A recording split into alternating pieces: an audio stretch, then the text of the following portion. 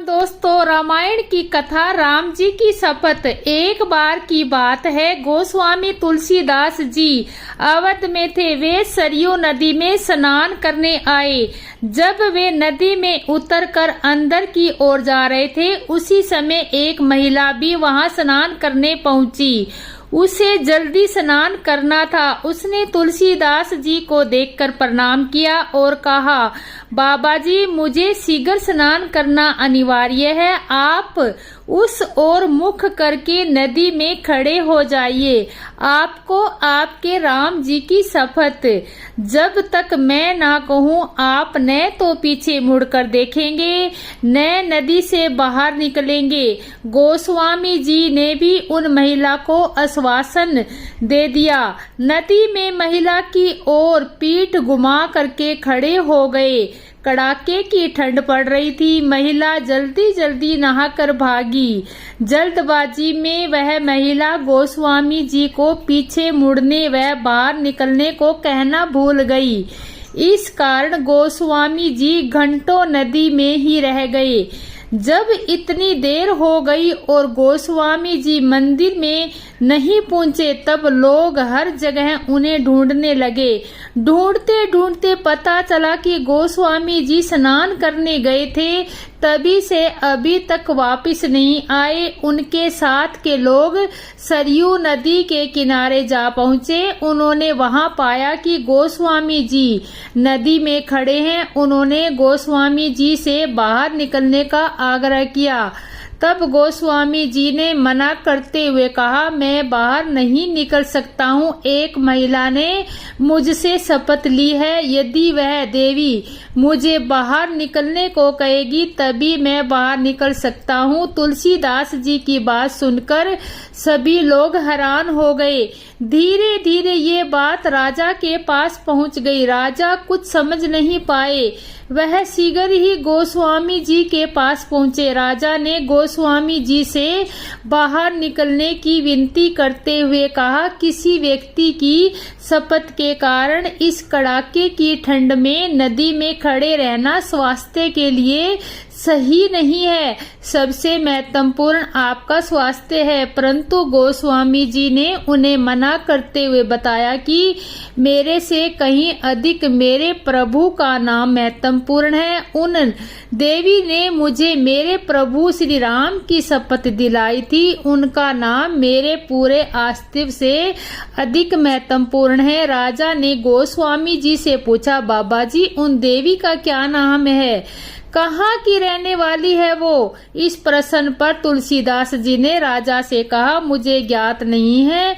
तब राजा ने पूरे अवध में ढोल बजवा के उन महिला को शीघ्र सरयू नदी के तीर पर उपस्थित होकर गोस्वामी जी को शपथ मुक्त करने का आदेश दिया।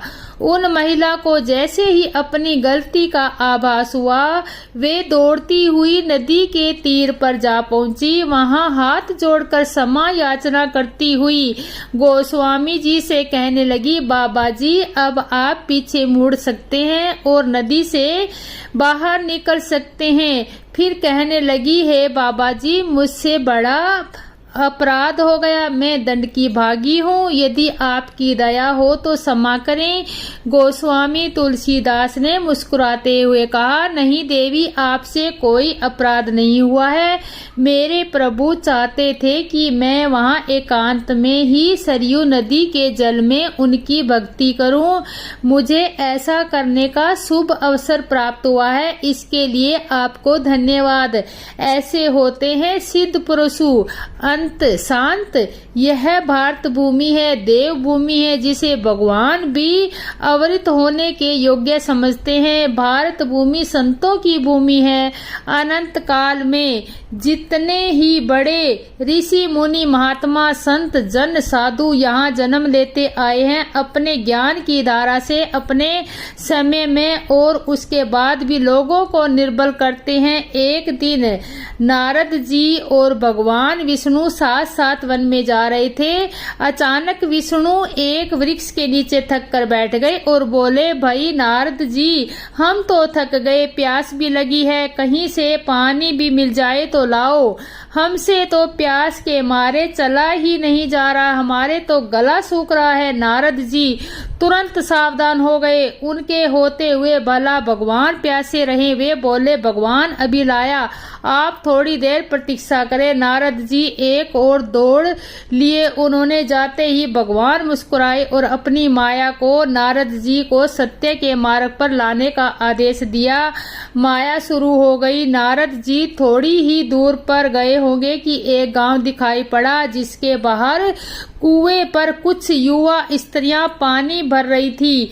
कुएं के पास जब वे पहुंचे तो एक कन्या को देखकर अपनी सुध बुध खो बैठे, बस उसे ही निहारने लगे। यह भूल गए कि वे भगवान के लिए पानी लेने गए थे। कन्या भी समझ गई। वह जल्दी जल्दी जल से घड़ा भरकर अपनी सहेलियों को पीछे छोड़कर घर की ओर लपकी। नारद जी भी उसके पीछे हो लिए। कन्या तो घर के अंदर चली गई, लेकिन नारद जी ने द्वार पर खड़े होकर नारायण नारायण का अलख जगाया। गृह स्वामी नारायण का नाम सुनकर बाहर आया। उसने नारद जी को तुरंत पहचान लिया। अत्यंत विनम्रता और आदर के साथ वह उन्हें घर के अंदर ले गया और उनके हाथ पैर धुलाकर स्वच्छ आसन पर बैठाया तथा उनकी सेवा सत्कार में कोई कमी नहीं छोड़ी। तब शांति के साथ उनके आगमन ने अपनों को धन्यवाद बताते हुए अपने योग्य सेवा के लिए आग्रह किया। नारद जी बोले, आपके घर में जो आपकी कन्या जल का घड़ा लेकर अभी अभी आई है, मैं उससे विवाह करना चाहता हूँ। गृह स्वामी एकदम चकित रह गया, लेकिन उसे प्रसन्नता भी हुई कि मेरी कन्या एक ऐसे महान योगी की कन्या तो घर के अंदर चली गई। लेकिन नारद जी ने द्वार पर खड़े होकर नारायण नारायण का अलख जगाया। गृह स्वामी नारायण का नाम सुनकर बाहर आया।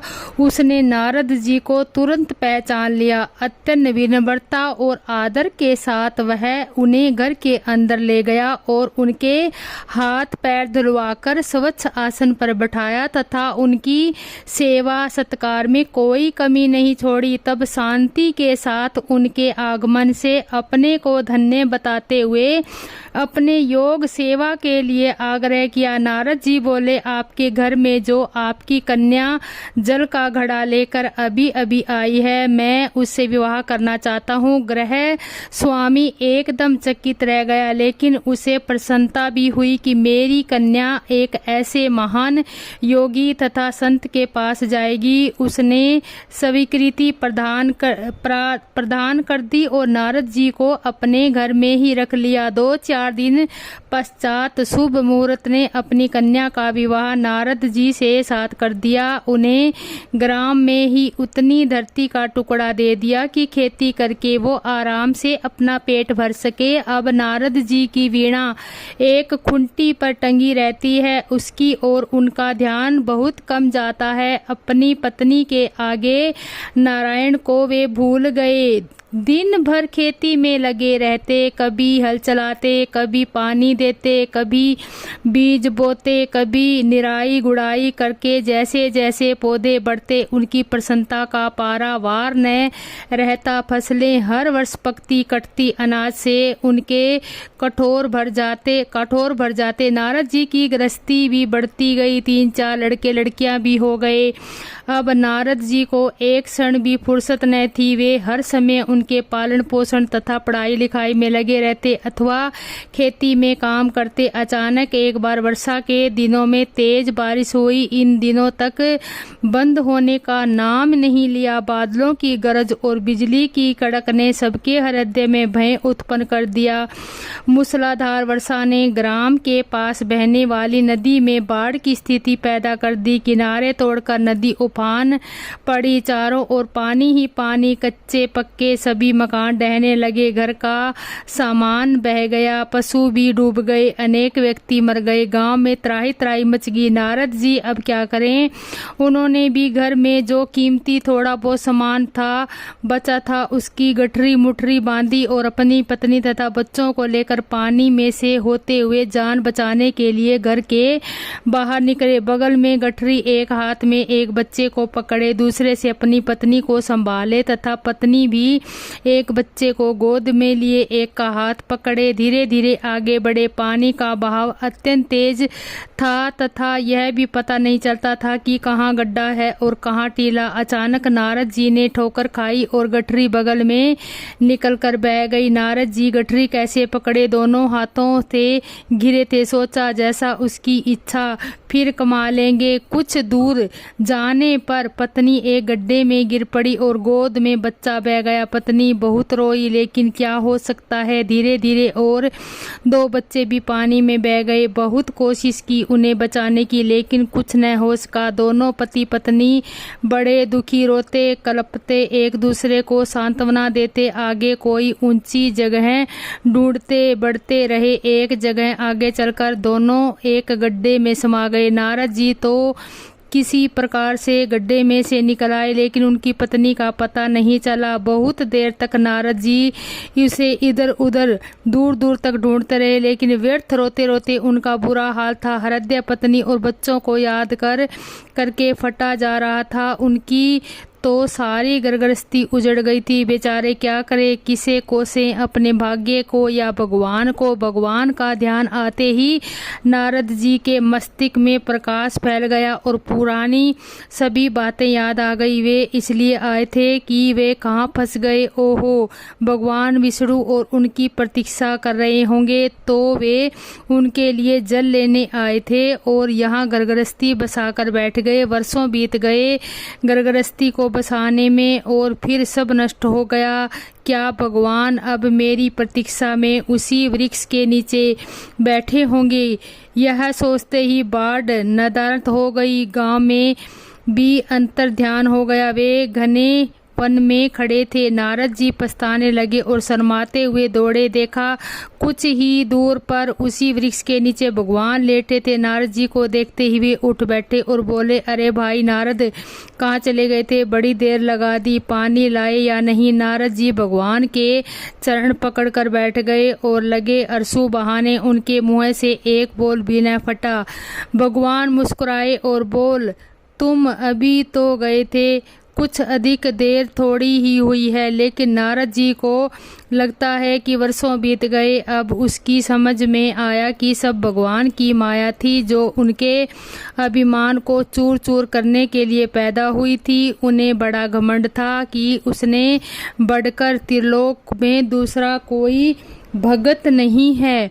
जरा सी देर में ढेर हो गया। वे पुनः सरलता और विनय के साथ भगवान के गुण गाने लगे। इस कथा से हमें यह शिक्षा मिलती है कि यदि हमारे पास कुछ है, इसमें अर्थक परिश्रम, लगन तथा निष्ठा से प्राप्त कर लिया, चाहे वह अपार धन हो, शारीरिक शक्ति हो, भरा पूरा परिवार हो या फिर कोई ऊंची योग्यता, पथ या यश हो, उस पर घमंड क्यों करें? क्या हमसे ऊपर और लोग नहीं है? क्या हम ही सर्वोपरि हैं? अनेक हमसे पहले हो चुके हैं और आगे भी होंगे, फिर घमंड कैसा? जय श्री राधे। दोस्तों, रामायण